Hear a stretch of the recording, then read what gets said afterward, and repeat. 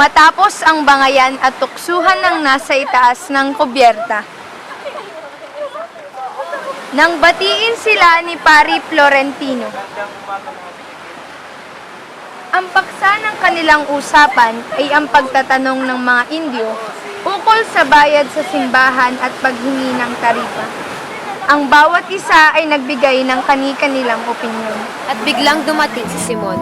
Agad siyang tinanong ni Don Custodio kung saan ang galing na tila nakalimot sa kanilang pagtatalo. Tila nakalimutan mo natin pagtatalo.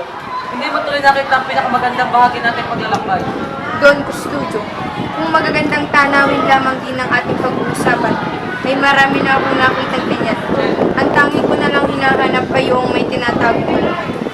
Ang kapitan ay biglang sumabat at sinabing marami na siyang nakitang mga ilog na may magagandang tanawin. At ang hinahanap ko yung may tinatagong alamat. Kung sa alamat, mayaman ang ilog Pasig. Kinuwento niya mga alamat. Ang ilog Pasig, mayaman niyon sa mga alamat. Hayaan niyo ikwento ko sa inyo ang alamat ng malaman na bato. Ito ay isang batong buhay na sagrado. Bago pa man dumating ang mga Kastila, ito ay tinatahanan ng mga espiritu. Ngunit nang mawala ang mga pamahiin, ang batong buhay ay naging pugad ng mga tulisan. At mula sa kaitaasan nito ay madali nilang nahaharang ang mga namamangka. Nang tumagal, marami pa ang nababalitaan tungkol sa mga nataob na bakas. Araw ay napakaraming buwaya sa lawa at sa ilog. Ang mga buwayang ito ay lubhang malalaki at matatakaw. Pinalulubog lamang nila ang bangka gamit ang kanilang buntot. Ako, Inchik, di pa ako binyag. Napadaan ng inchik sa harap ng simbahan. Hindi ka na mabubuhay pa. Wag! Ako wala gawa sa iyo masama! Akala mo lang wala, pero meron. Walang sayo, demonyo! Akin lang ang kaluluwa ko! Dadalhin kita sa impyerno. Mamatay ka na. Sa Nicolas! At naging bato ang buwaya. Noong araw, may isang mag-aaral na nangakong magpapakasal sa isang kababayang dalaga. Ito ay si Doña Jeronima.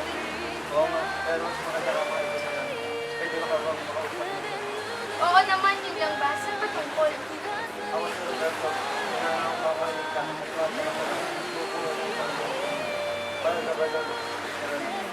Oo naman, mahal kong Roberto. Sana lang ang mga pangako mo ay hindi napako. Alam mo namang mahal na mahal kita. Ngunit ang lahat ng iyon ay napako. Matagal na naghintay si Jeronima sa kanyang kasintahan. Ngunit ang mga pangako nito ay hindi natupad.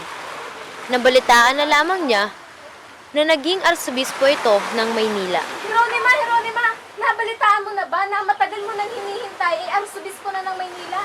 Saan mo naman yan nabalitaan, Gregoria? Hindi mo ba nalalaman na balita na ito sa nayon? Hindi yan totoo!